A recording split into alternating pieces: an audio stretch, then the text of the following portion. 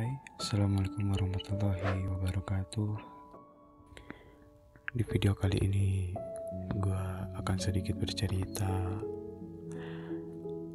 Seseorang yang bercerita ke gue tentang kehidupan, ya lebih ke kekeluargaannya gitu.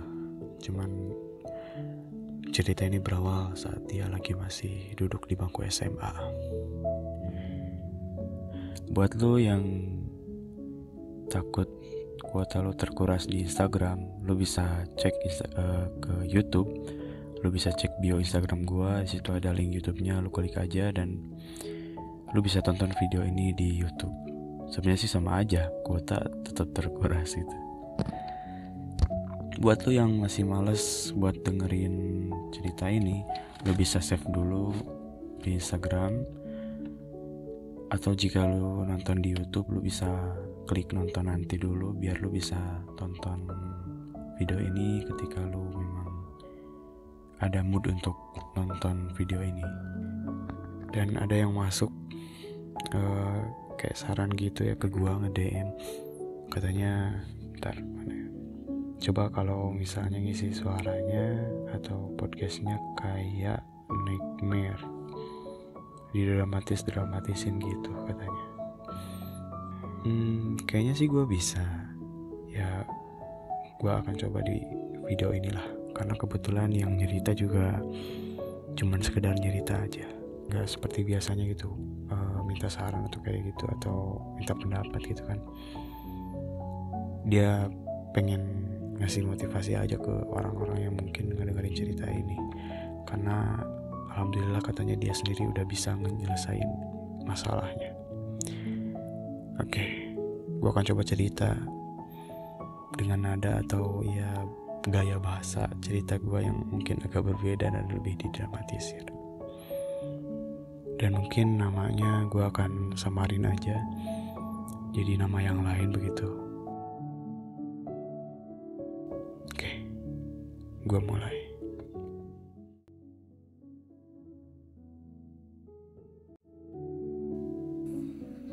Hai, nama gue Arsyad. Gue sekolah di salah satu SMA di Bandung.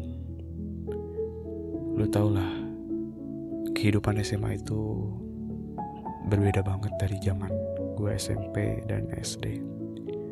Gue rasa SMA itu udah bener-bener seperti nyiapin diri untuk kedepannya, untuk masa depan kita itu harus gimana.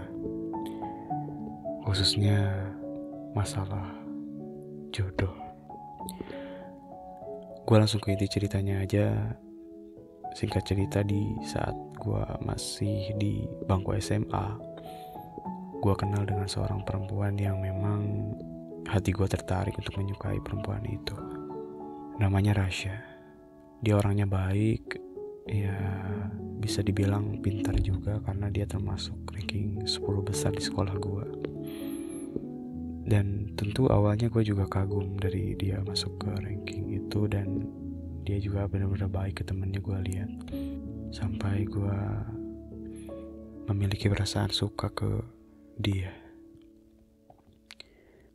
Lama gue gak mengungkapkan perasaan ini ke dia waktu gue masih di SMA. Ketika semester awal kelas 3 SMA, gue dan dia mulai memiliki satu hubungan yang memang ya cuman kayak gue suka ke dia, dan ternyata juga dia suka ke gue juga. Gue sih syukur dari situ. Cuman ya karena memang gue juga dididik dengan ilmu agama yang tidak memperbolehkan berdekatan atau ya hal-hal yang memang berbau-bau zina dengan lawan jenis. Jadi gue hindari segala hal yang memang bakal ngebuat kita berdosa gitu. Singkat cerita, gue lulus. Dan waktu gue lulus, gue udah punya cita-cita dan tujuan gitu. Gue ingin sekolah kemana. Cuman ketika gue ngobrol dengan orang tua gue berkaitan tentang gue bakal kuliah kemana, orang tua gue tiba-tiba ngobrolin pasal jodoh gue. Dan ternyata orang tua gue udah milihin jodoh buat gue. yang akhirnya ya singkat cerita gue nggak bisa ngelawan orang tua gue, dan akhirnya gue nikah dengan orang yang dikasih, yang direkomendasi oleh orang tua gue. Cuman gue juga punya masalah tersendiri, dan juga gue seperti ada suatu hal yang memang gue juga janggal dari istri gue itu. Gue jujur kalau gue masih suka chattingan, gue masih suka ngobrol sama perempuan yang gue dulu suka di SMA. Dan gue juga hampir tahu, dan ya mungkin masih prasangka juga bahwa istri gue juga masih kayak ada laki-laki lain lah yang dekat sama dia. Gue sendiri sih nggak ngerasa gimana ya nggak apa-apa lah, orang gue juga sendiri gitu kan. Cuman kesini gue agak sadar gitu kalau misalnya kayak gini terus, keluarga gue ke depannya gimana. Akhirnya gue punya dua pilihan, antara jujur ke dia, ke istri gue kalau gue juga sebenarnya suka ke orang lain, atau gue ngelupain perempuan yang gue pernah suka dulu di SMA.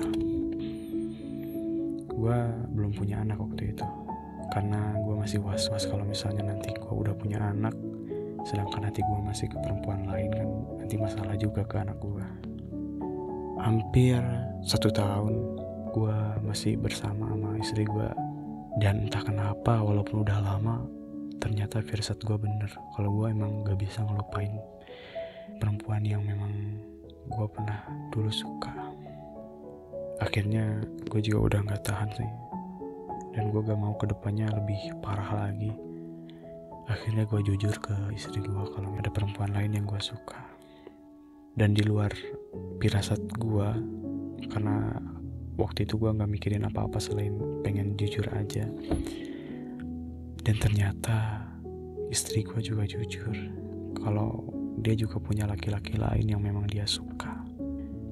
Iya, dari situ sih gue agak enakan gitu ya. Oh iya, berarti ya memang gak bisa lah kalau misalnya dilanjutin, susah katanya. Ya udahlah, gue juga sempat sholat istikharah dulu, mau cerai sama dia atau enggak. Tapi akhirnya ya gue cerai juga sama dia. Kita gak bakal, ya susah lah untuk menjalani keluarga ke depannya kalau misalnya terus kayak gini. Gue takutnya kayak gitu. Setelah cerai, ya orang tua gue juga ngeikhlasin gitu ya, biarin aja katanya. Karena orang tua juga ngerti gitu kalau misalnya gue ngenerusin keluarga gue sendiri dengan istri gue yang itu, kayaknya gak bakal bener juga katanya. Ya udah, kalau misalnya udah gitu gue udah tenang. Akhirnya gue juga coba chat dia, perempuan yang pernah gue suka dulu di SMA. Kebetulan banget, karena gue juga gak selepas cerai langsung ada niatan langsung pengen nikahin perempuan yang pernah gue suka dulu di SMA ya, si Rasya. Baru beberapa minggu, ya sekitar 2 minggu kalau gak salah dari perceraian gue ingin ngechat dia. Ya niatnya sih ingin ngehitbah dia gitu untuk bisa nikah sama dia. Cuman ketika itu kebenaran banget gitu, ketika gue lihat deretan status WhatsApp, ada status dia, dan ya gue juga penasaran gitu apa yang dia statusin. Ya lu ngerti lah kalau misalnya ada orang yang lu suka gitu kan, tiba-tiba ada SW-nya, ya pasti pengen cepet-cepet dilihat gitu kan. Akhirnya gue lihat status WhatsApp dia, yang ternyata dia ngestatusin bahwa dia udah dihitbah. Bentuk WhatsApp itu berupa video yang dia dimasukin cincin sama seorang laki-laki yang ya pasti calon suami dia gitu, karena captionnya juga udah jelas dari situ, lagi dihitbah. Seketika gue juga udah putus asa gitu kalau misalnya terus ngejar dia karena dia sendiri udah dihitbah. Dari situ gue nggak jadi ngechat si Rasya. Gue sih ngomong ke orang tua pengen single aja dulu, pengen kerja dulu. Akhirnya gue kerja di Bandung, alhamdulillah diterima. Gue kerja di situ sekitar hampir 1,5 tahun lah.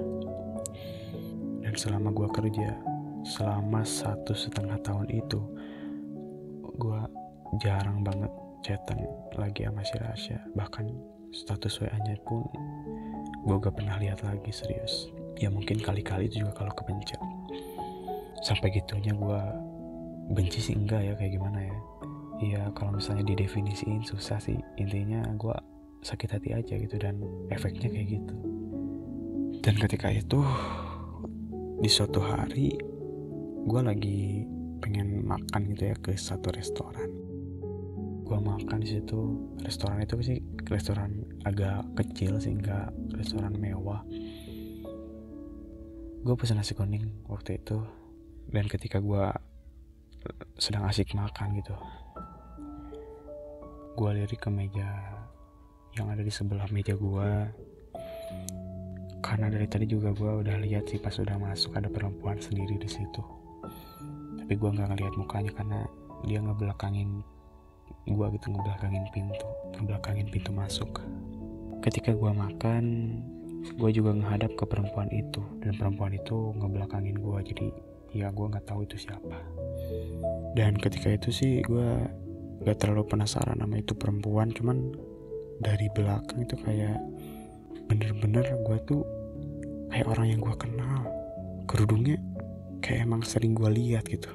Ya ketika itu gue masih makan dan perempuan itu udah beres, lalu ninggalin restoran itu. Gue juga nggak lama dari situ beres makan dan pergi dari restoran itu juga. Ketika gue hendak pulang, gue coba scroll WA dan lihat status. Dan gue lihat status si Rasya paling atas baru-baru ini gitu. Beberapa menit yang lalu dia buat status WA. Entah kenapa terbesit di pikiran gue kalau misalnya yang tadi gue lihat itu benar-benar si Rasya.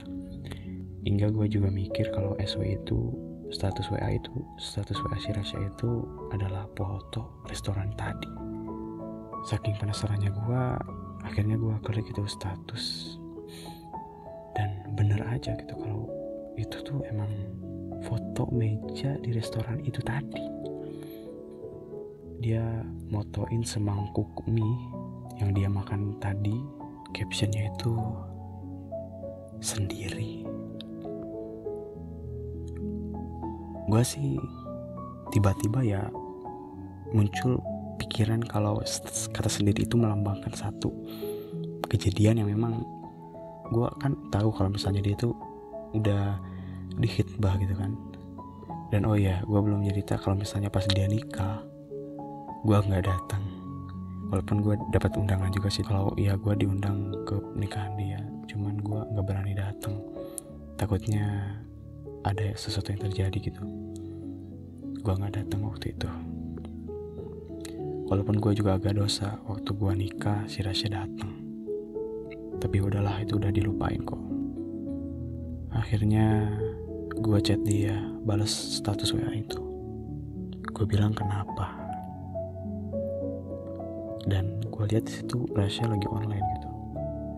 Lalu dia ngomong, aku udah sendiri lagi katanya. Kata gue, gimana maksudnya? Lalu dia jawab, kan kamu tahu kalau aku udah nikah. Cuman aku cerai lagi sama suami aku katanya. Kenapa? Kata gue. Karena aku gak mau keluarga aku jadi gak lancar gara-gara memang aku suka ke orang lain katanya. Gue cuman jawab, oh gitu. Karena gue juga gak berharap kalau misalnya dia ya masih suka ke gue gitu. Ya udah, dari situ gue langsung simpan HP gue ke saku dan terus jalan. Dan tiba-tiba HP gue bergetar lagi gitu, kayak ada pesan masuk. Dan gue lihat itu dari Rasya. Dia nanya, "Kamu tahu gak siapa yang aku suka?" Kata gue, "Siapa emang?" Dia jawab, "Kamu." Seketika gue juga tersentak gitu. Oh, ini beneran. Dan ya ketika itu gue langsung bilang ke dia gitu kan, "Kamu tadi makan di restoran ini gitu kan?" "Iya," katanya. Ya ketika itu gue ngomong ke dia, "Coba pulang lagi ke restoran itu." "Mau ngapain?" katanya. "Kesana aja," kata gue. Gue juga bergegas kesana lagi dan berniat ketemu sama dia lagi. Singkat cerita, di restoran itu gue ketemu sama dia. Ya, ketika itu juga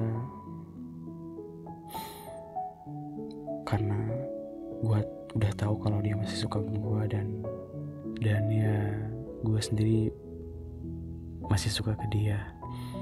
Akhirnya gue coba berani bilang ke dia kalau misalnya gue ingin nikahin dia. Cerita gue ini mungkin sering juga dialami oleh orang lain, karena memang teman gue juga katanya pernah ngalamin pengalamannya kayak gini juga gitu. Dan gue juga dapat berita dari mantan istri gue yang dulu, istri gue yang pertama, bahwa dia juga katanya udah nikah juga. Ya berarti dia juga punya cerita yang sama gue gitu.